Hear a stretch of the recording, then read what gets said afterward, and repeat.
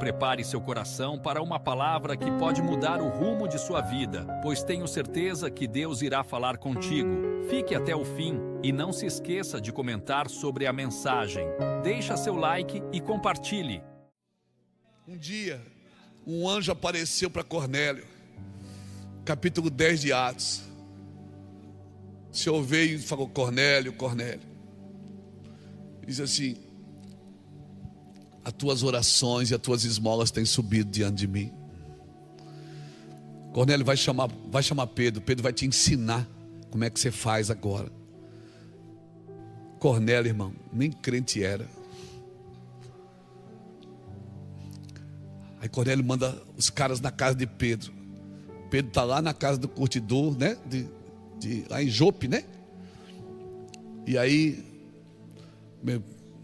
para Pedro deu uma luta. Jesus teve que mostrar lençol para Pedro com o animal dentro. Jesus teve que convencer Pedro teologicamente. Pedro, mata e come. Ele diz: não como, eu sou crente, eu não como. O Senhor disse: quem é você para chamar de imundo o que eu santifico? Deus não teve trabalho, Jesus não teve trabalho para convencer Cornélio a ir na casa de Pedro. Ele teve trabalho para convencer a igreja a ir na casa de Cornélio. Porque a igreja é religiosamente burra. A igreja é religiosamente, quando ela entra na questão religiosa, ela ceda a mente, e não tenho outra palavra, me perdoe a palavra pejorativa, mas eu não tenho outra palavra a não ser burrice.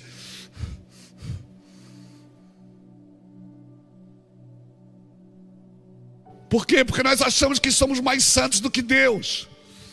Achamos que somos mais perfeitos do que Deus. Deus disse: para com isso. Pedro, mata, não mato.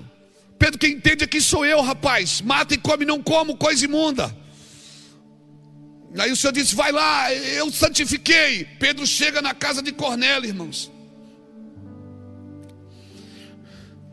Está tudo arrumadinho. Cornélio tá com o PG prontinho. Pessoal do louvor, a mesa posta, tudo arrumadinho. Tudo. Cornélio, ele não sabe o que faz. Pedro fica assim, ó. Meu Deus, o que é que eu estou fazendo aqui? Ele foi contra a vontade dele. Mas chegou lá, quando ele começou a pregar, ele nem terminou a mensagem.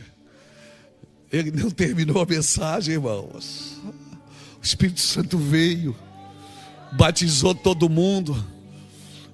E aí, no outro dia, no capítulo 11, no outro dia, a convenção chamou Pedro. Diz: Pedro, você sabe que o nosso estatuto diz que a gente não come com pecadores, Pedro. E você fala assim: gente, eu não queria ir. Gente, eu não queria ir. Mas se acredita que eu cheguei lá, eu resisti, mas o Espírito Santo veio e batizou eles. Rapaz, eu nem preguei direito, eles nem entenderam muito o que eu falei, mas eles foram cheios do Espírito. Aí o Sinédrio diz: agora sabemos que Deus não faz acepção de pessoas. É isso que eu e você como igreja precisamos saber, para não sermos emburrecidos pela religiosidade, para não sermos emburrecidos pelos nossos costumes que nós criamos como um obstáculo para não chegar nas pessoas. Nos dias que vêm, irmão, os dias serão difíceis, mas vai haver um tipo de gente nesses dias. Um tipo: tu, porém, persevera. Seja longânimo, seja amoroso, seja carinhoso, seja querido. Ajuda, estende a mão. Tu, porém, permanece. Segue o meu ensino. E se o sofrimento vier, segue, porque eu também passei luta, eu também passei dificuldade. Você viu que eu sofri em 3 cidades, você viu que em Listra eu fui apedrejado, fui puxado para fora, eles pensavam que eu estava morto, e eu entrei lá de novo. Então você tem exemplo, Timóteo. Permanece, Timóteo, permanece no ensino, permanece, Timóteo. Meu Deus do céu, o Jesus que eu sirvo é o Jesus que nas últimas horas de vida recebe Judas para jantar e lava seus pés. E eu vou falar uma coisa para você. Falo de mim.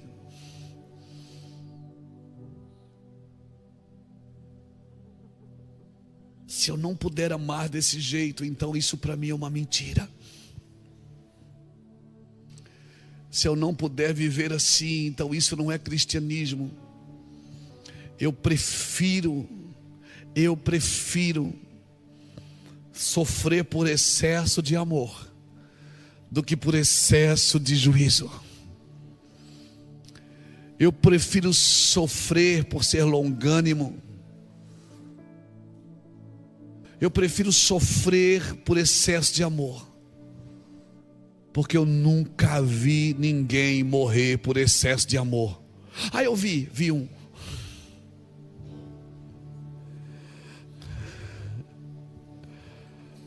Ninguém tira a minha vida. Eu a dou. Eu dou porque eu quero, eu dou porque eu amo, eu escolhi isso. É assim que eu vou viver, é assim que eu quero viver. Não vem com as suas regras baratas, não vem com as suas condenações baratas, não vem com o seu lixo teológico. Ei, ame mais, entre mais, e você vai viver um cristianismo saudável.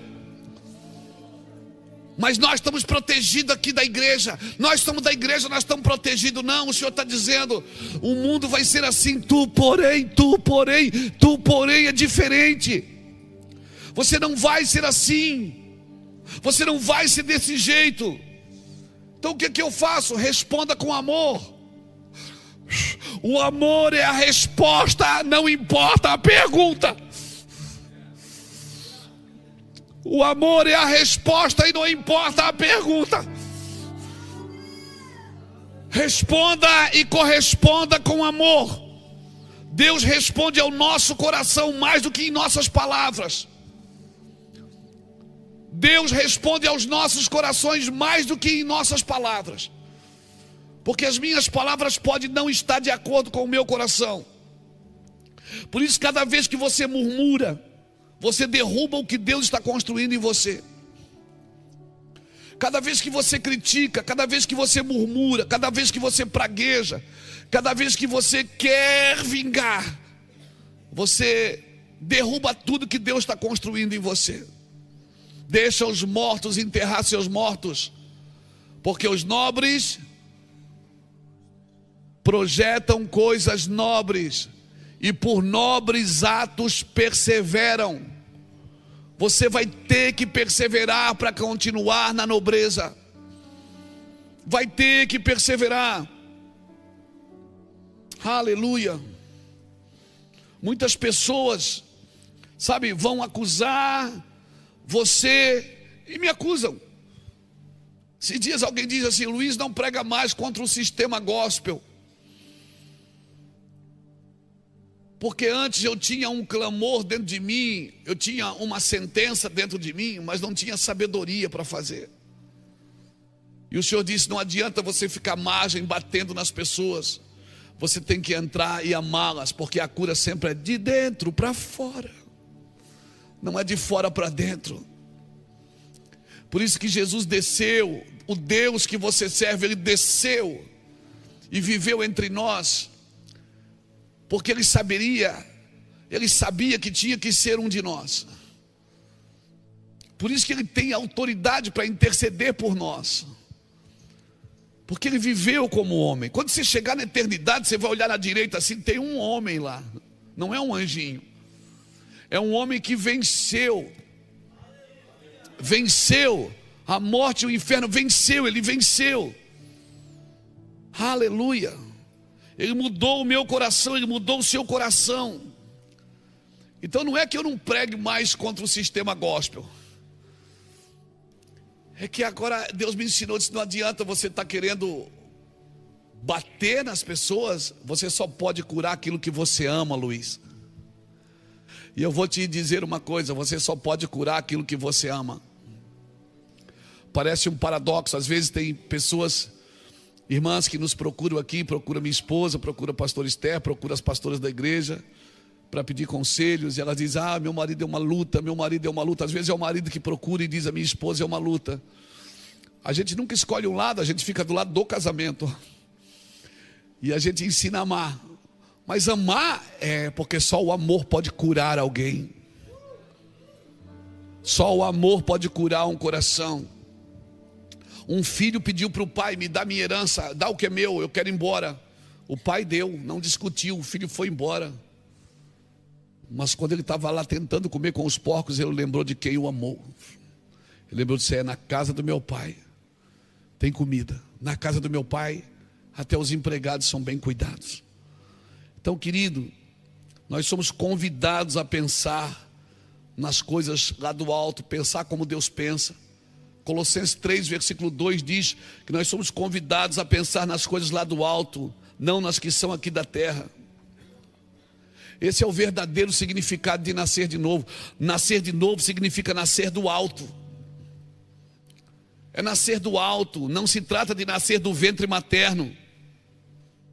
Esse conceito de nascer de novo, ele aponta para quê? Para uma transformação espiritual daquilo que um dia nós ainda seremos. Nascer de novo é isso, não se trata de voltar ao ponto de partida, mas de prosseguir, de ir para frente. Então eu tenho que voltar, Nicodemos disse, então eu tenho que voltar ao ventre da minha mãe. Não, não se trata de voltar, se trata de prosseguir. Nascer de novo se trata de prosseguir para uma nova existência. Este é o novo nascimento. Uma antecipação daquilo que nós vamos viver um dia, que já pode começar agora, prosseguindo e antecipando a vida.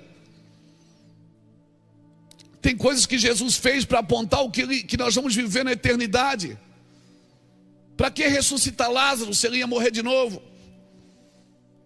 Estava apontando para aquilo que nós vamos viver, a vida eterna, que ainda que esteja morto, viverá. Ao nascer de novo, nós estamos adiantando a vida de Deus, a vida que Deus planejou para mim. É uma transformação que me move para frente e não para trás. Irmãos, quando a gente converteu, como disse o pastor Lapa hoje, Ulisses, parecia que era mais fácil ser crente. Era mais arrochado o negócio, mas parece que a gente queria aquilo. Hoje o excesso de comida, o excesso de igreja, o excesso de portas abertas pregando para Jesus é bom, claro que é bom, né? Mas às vezes o excesso vulgariza a mensagem, vulgariza a vida cristã. Nós temos tanto acesso que não valorizamos. E quando a Bíblia fala da vida oculta em Cristo, para compreender o que significa viver esta nova vida, eu preciso entender que Deus não vai me colocar numa redoma de vida, eu vou viver no meio de pessoas difíceis. É assim que vai ser o mundo.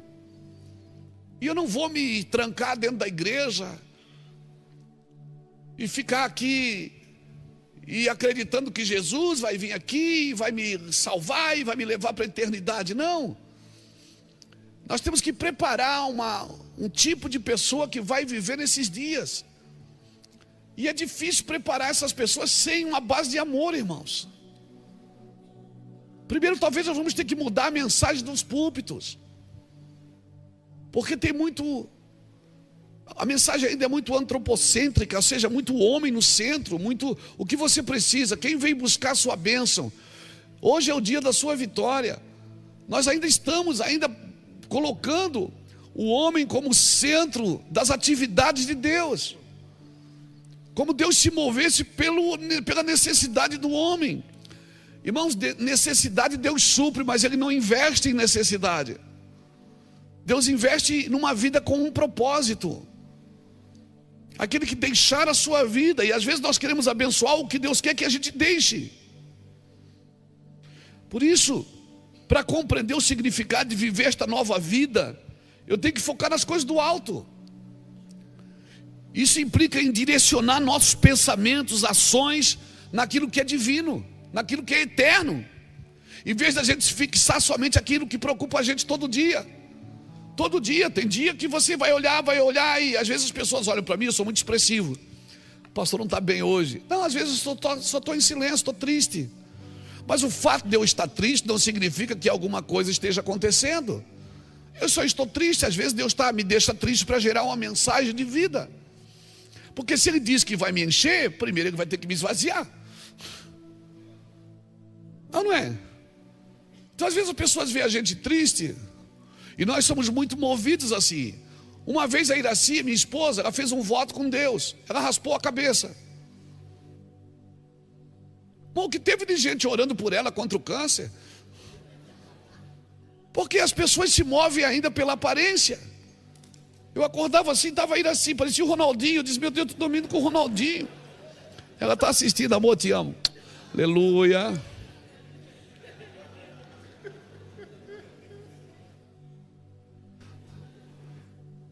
E as pessoas viam ainda assim, e o pior, ela ainda, ela quis fazer.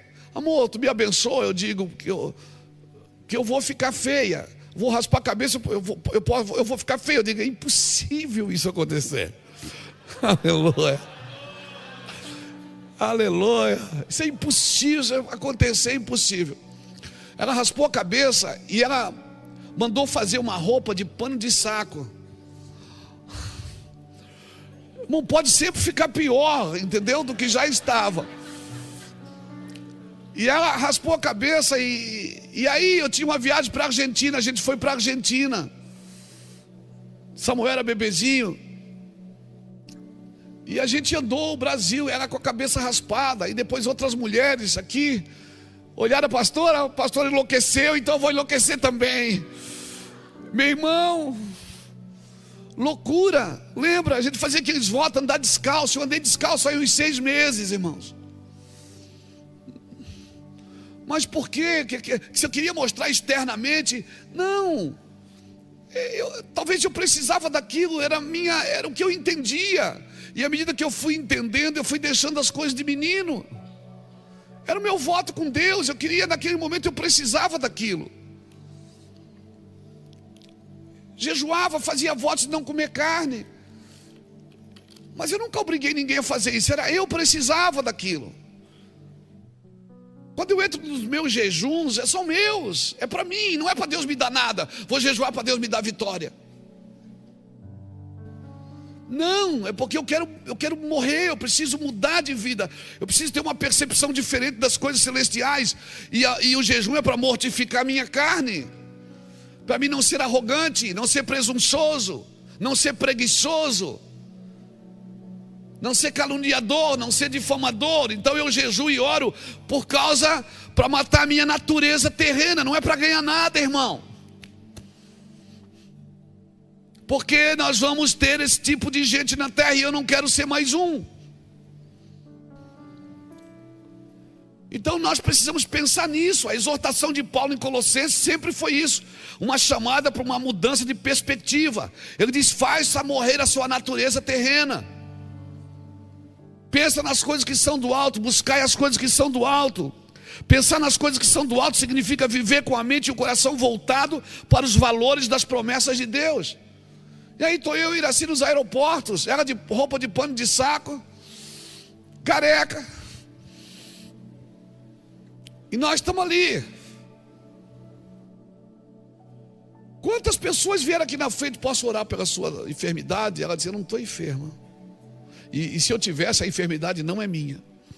Assim, logo para Iraci. Pesada de boca.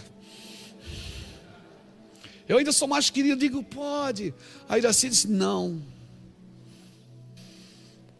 Quantas pessoas pararam a gente nas ruas para orar? Pedir para ela ser curada. Ela disse, não dá. No meio da oração, ela não está doente. É um voto, é um voto, bem que eu estava vendo. Eu não estava vendo coisa nenhuma. Deixa de ser sem vergonha. É porque a gente criou o hábito de fazer isso, de usar a palavra de Deus para agradar pessoas, usar a palavra de Deus para dizer coisas que Deus não está dizendo. Então nós estamos entrando num tempo, irmãos, que nós temos que voltar a pensar nas coisas do alto. É viver em constante transformação, crescendo na fé, crescendo na compreensão do propósito divino para as nossas vidas. Eu e você precisamos disso. A oração do Pai Nosso qual é?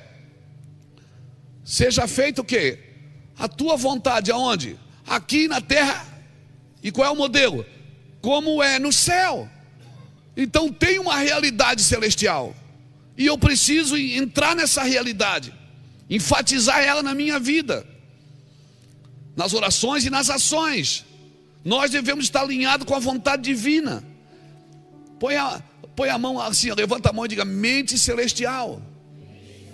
Você precisa de uma mente celestial.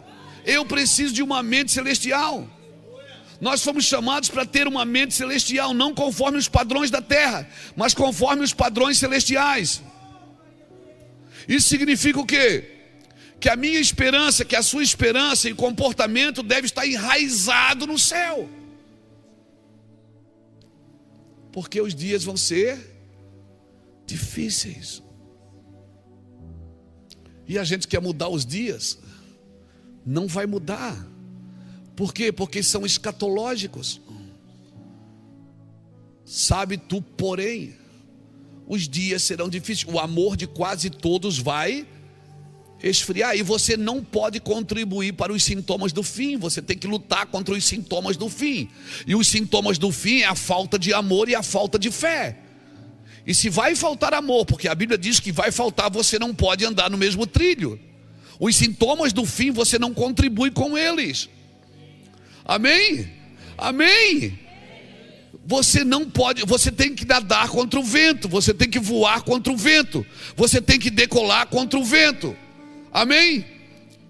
A iniquidade vai se multiplicar.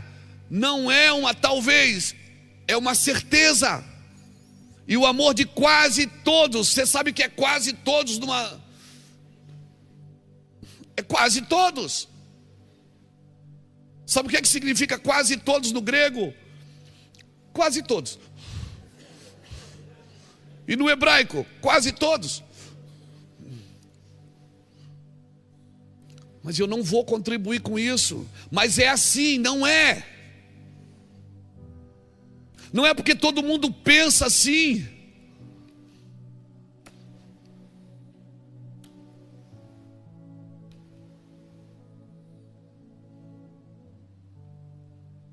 Eu vou pensar também.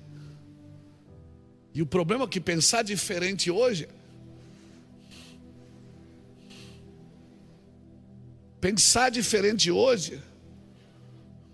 é difícil demais. Você já ouviu a historinha da lagarta, não ouviu? Quando a lagarta falou na floresta que ela ia voar, todos riram, menos as borboletas. Por quê? Porque elas já foram lagartas.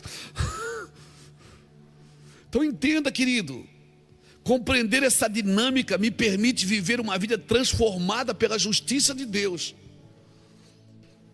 Isso significa que suas esperanças e comportamento devem estar enraizadas no céu, numa realidade celestial prometida por Cristo. Bota aqui para mim Romanos capítulo 10, versículo 17. Eu vou terminar.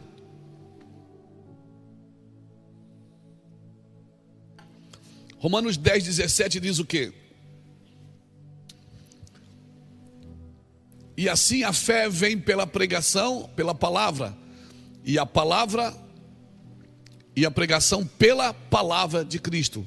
A minha tradução diz assim, ó, a fé vem pelo ouvir e o ouvir pela palavra de Deus.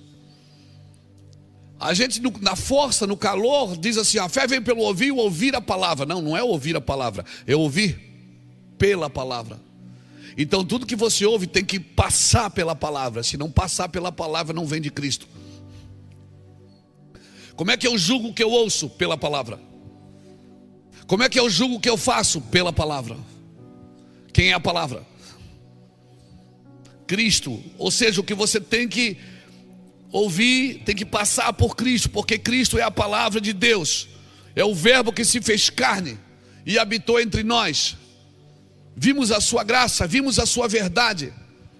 Nada do que se fez poderia ser feito sem Ele. Tudo que Deus criou, criou pela palavra. E a fé vem pelo ouvir. E não é ouvir a palavra, porque tem gente que prega a palavra, mas pode não passar pela palavra. Pegou? Então, uma pessoa que ouve a palavra, mas que não ouve pela palavra, não vai criar fé, vai criar entusiasmo, vai criar ambição, mas não vai criar fé, porque a fé vem pelo ouvir e o ouvir pela palavra de Deus. Deus criou o universo pela palavra. A palavra na Bíblia não significa só a palavra. Jesus é a palavra, significa o verbo vivo, o espírito da palavra. Então eu preciso conhecer a palavra, a mensagem dela, não é só a letra dela. Isso não significa conhecer só a Bíblia, a letra, mas significa conhecer o que ela está dizendo, e não só o que está escrito. Por isso que você pode ler, mas um dia, aquilo que você já leu trocentas vezes, aquilo abre a sua mente. E você diz, meu Deus, pronto, você já compreendeu. E quando você compreende, você é liberto. Quando você entende, você desfruta, porque você só desfruta do que entende. A fé vem pelo ouvir e o ouvir pela palavra. Mateus 3,19 diz que ouvindo alguém o evangelho do reino e não compreendendo, vem o maligno e rouba-lhe a semente. Mas quando você ouve pela palavra, então eu e você precisamos conhecer o que está escrito, conhecer a mensagem deste livro. Não é conhecer a Bíblia de Gênesis a Apocalipse, é conhecer a mensagem, porque ela começa em Gênesis e termina em Apocalipse, e você vai perceber que é uma mensagem só, é a revelação de Cristo. Não é conhecer a Bíblia, é conhecer a Cristo. A minha pergunta para você: a mensagem errada pode produzir a fé certa? Não. Por isso Paulo fala a Timóteo, você ouviste, né, permanece no que você ouviu, e você sabe de quem você ouviu. Você sabe de quem você ouviu. Então a mensagem errada não vai produzir a fé certa. Por que pessoas estão na igreja tantos anos e ainda não conhecem a Cristo, irmãos? Muitas pessoas não conhecem a Cristo porque não comem de Cristo. Eu preciso comer de Cristo, e Ele está esperando isso, irmãos, que a gente coma dele, para que a gente seja um tipo de pessoa para o fim, um tipo de gente que não é levado por qualquer vento de doutrina, que não cai em qualquer conto de fadas, que não cai em qualquer conversa. Você vai ter que fazer coisas que você vai dizer, não, Jesus, isso não é.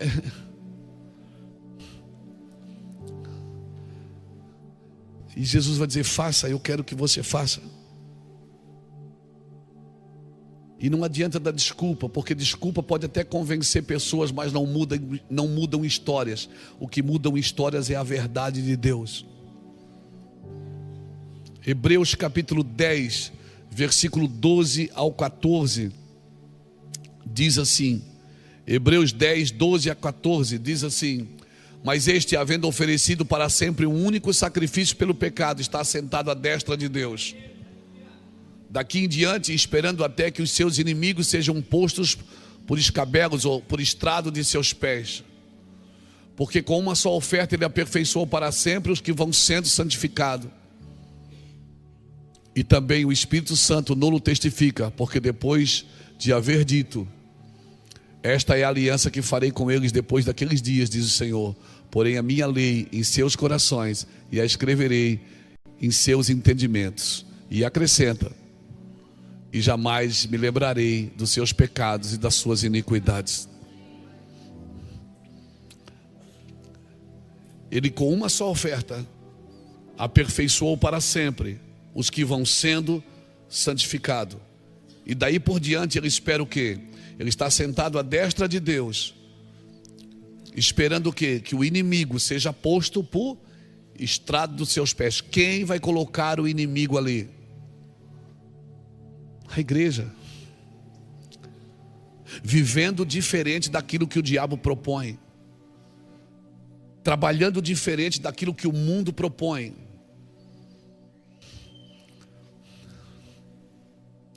Quem põe o inimigo por estrado dos seus pés é a igreja, porque ele já disse: está consumado.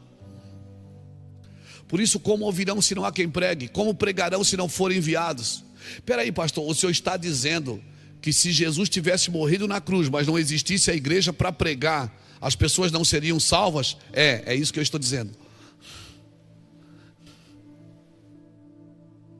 Porque Jesus disse na cruz: está consumado. Ele disse: está pronto, agora é com vocês. Porque eu já aperfeiçoei vocês com uma só oferta. Agora eu vou santificando vocês, para que vocês sejam diferentes. Não para se sentir melhor do que o outro, mas para ser paciente com o outro, para poder salvar aqueles que não acham o caminho. Você já achou, você pode mostrar para eles, você pode avisar o que eu fiz. Então não é você que ganha as almas para mim, foi eu que comprei elas. Você só está indo avisar elas o que eu fiz por elas. Então não mata no peito: eu já ganhei 1.500 almas para Jesus. Não mata no peito, filho. Você não ganha ninguém para Jesus, você só avisa as pessoas que Jesus as comprou por bom preço. Amém, irmãos? A palavra de Deus é viva e eficaz, diz a Bíblia em Hebreus 4:12. O que é eficaz? Eficaz vem da palavra energis, que quer dizer o que? Ativo, energético. É um energético espiritual a palavra de Deus. Mas como ouvirão se não há quem pregue? Como pregarão se não forem enviados? Porque a fé vem pelo ouvir, e o ouvir a palavra de Deus. Então peraí, Deus terminou e descansou no 7º dia. Passou a obra para Jesus. Jesus morreu na cruz e disse: está consumado, ou seja, está pago, está pronto, acabou, agora é com vocês. O que é que nós fazemos, Senhor? Vocês vão por todo mundo e vocês preguem o evangelho a toda criatura. Quem crer e for batizado será salvo. Façam discípulos de todas as nações, ensinando a guardar estas coisas. Então depois disso virá o fim. O trabalho agora é meu e seu. E nós estamos trabalhando para encher cadeiras, e Jesus dizendo: não, trabalhe para a transformação do mundo. Como? Preparando um tipo de gente para viver no tempo do fim. Mas nós estamos querendo combater essas pessoas. Não, esse não é seu trabalho, combater essas pessoas. O seu trabalho é preparar os cristãos. Dizer assim: olha, não faça isso. Olha o que Paulo falou: ó, Timóteo, vai ser assim, o mundo vai ser assim, assim, assim. Tu porém, meu Deus, tu porém, Timóteo, tu porém, segue de perto o meu ensino, o meu procedimento, o meu propósito, a minha fé, a minha longanimidade, o meu amor, perseverança, as minhas perseguições, Timóteo.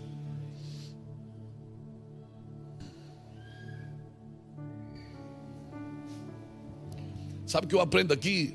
Timóteo era pastor da maior igreja em Éfeso, e Paulo estava preso, e Paulo dizendo: sede meu imitador.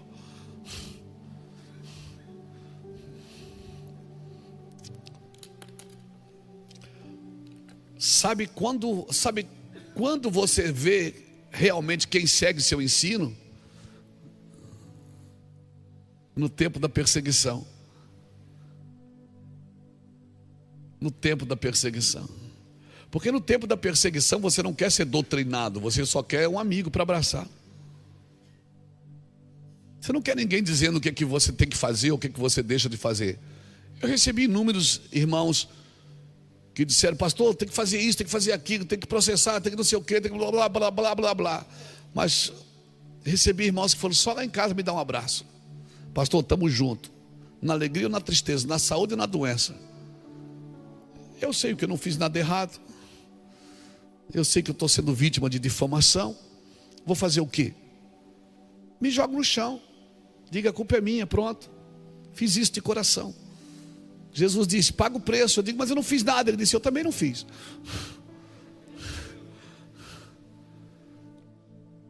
Eu também não fiz nada. Eu também não errei. Mas eu resolvi pagar o preço. Assume. A igreja está muito inflamada. Todo mundo batendo em todo mundo falando mal de todo mundo. Vai lá e assume, diga, a culpa é minha. Pronto. Aumenta o sarrafo da humildade, da humilhação. Pise no seu orgulho. Você está querendo se defender nos tribunais?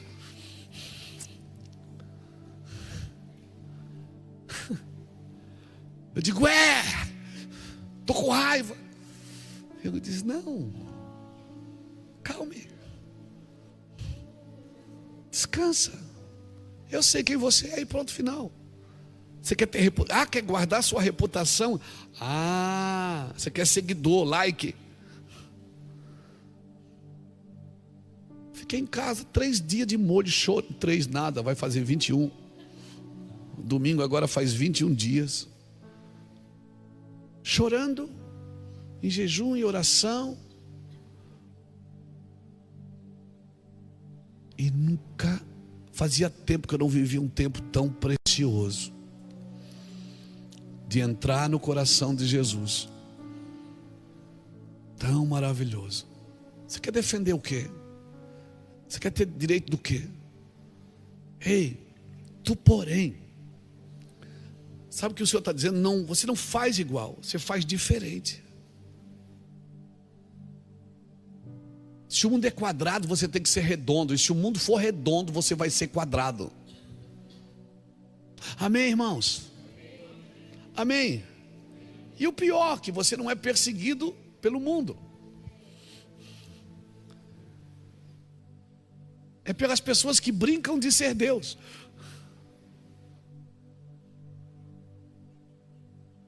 Mas está escrito que eles não vão longe.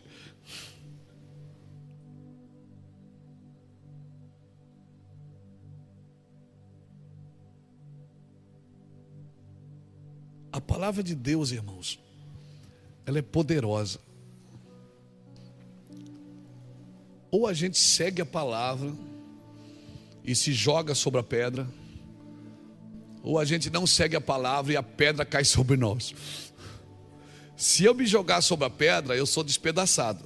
Mas se a pedra cair em cima de mim, eu sou reduzido a pó. Quer um conselho de amigo? Se joga logo sobre a pedra. Não deixa a pedra cair em cima de você, que é pior. Assume logo e te joga. Diga assim, sou eu, Jesus. O problema sou eu. Eu sou a dificuldade. Eu sou, Senhor, eu sou esse cara. Eu sou esse problema. Porque quando Deus fala para Abraão, diz assim, eu te abençoarei. Abençoarei aqueles que te abençoarem. Aqueles que tu abençoar. Eu te abençoarei e tu serás uma bênção para as nações.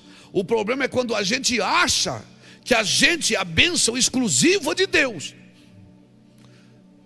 Você já não se achou assim não, um dia? Já, vamos ser sinceros, você não pensou assim, cara, o que Deus faria ser um cara que nem eu? Paz, o evangelho seria muito chato ser um pregador que nem eu. Você nunca se achou assim, meu Deus, estou bom mesmo, hein? O negócio está forte. O problema é quando a gente se acha o objeto exclusivo da bênção de Deus. E esse foi o problema de Israel. Se achar o objeto exclusivo da bênção de Deus e achar que Deus não poderia salvar toda a terra. Eu não sou o objeto, guarda isso no seu coração, porque isso vai te ajudar a se livrar do orgulho. Te ajudou, pastor? Demais. Eu não sou o objeto exclusivo da bênção do Senhor, eu sou o canal da bênção de Deus. Não o objeto exclusivo, eu sou o canal da bênção de Deus para alguém. Isso é sacerdócio. Sacerdócio é você ser uma bênção para alguém. Sacerdócio é você ser uma bênção para alguém. Sacerdócio é você ser uma bênção para alguém. Nada de Deus é aleatório, tudo é muito específico. Nada de Deus é solto, tudo de Deus é específico. Amém? Porque ninguém sabe nem a hora nem o dia, mas Deus sabe, Ele é específico. Consulte o Senhor vai te dar prioridades, vai nos ensinar a viver nelas, vai nos ensinar a viver diferente, não para a gente se achar diferente, não porque a nossa roupa é diferente, porque o meu cabelo é diferente, porque a minha postura é diferente, não, porque o meu comportamento é diferente. Amém? Parte da humanidade está sem amor e sem fé, a outra parte está liberando uma essência, um perfume, que está perfumando toda a terra para a volta de Jesus, irmãos. Tem uma geração que está fazendo isso, e eu creio que essa geração, ela não vai demorar a se levantar. Fábio falou aqui, o Lu falou, Rogério falou, tantas pessoas falaram, e nós estamos falando a mesma coisa. Vai ter um tipo de gente específica para os próximos dias. E o que me torna diferente não é a minha roupa, não é a minha postura, não é a igreja que eu congrego, é permanecer, perseguir isso, perseguir de perto. Eu não sei exatamente o que vai acontecer, mas eu sei que vai acontecer, eu sei que está prestes a acontecer, eu já sinto o cheiro, eu sinto o cheiro de ambas as partes. Como é que é isso, pastor? Eu sinto o cheiro de ambas as partes. Eu sinto o cheiro de ambas as partes. Sinto o cheiro de podre de um lado, mas sinto o cheiro do bom perfume de Cristo de outro. Amém? Então eu quero deixar essa palavra terminar essa noite com você aqui. E eu quero ser esse tipo de gente. Estou trabalhando para ser isso.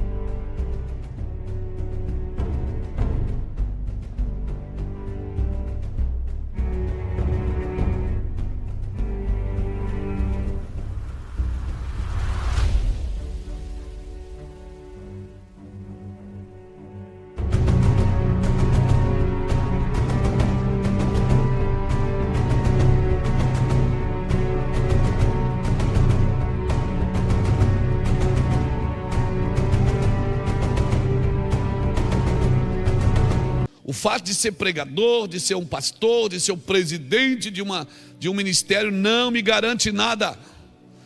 Quem me garantiu na cruz foi Jesus. Amém? O meu sacerdócio não me garante nada. Eu quero ser essa pessoa, irmãos. Eu quero andar nesse lugar. O 7º dia está chegando, eu creio. Nós descansaremos.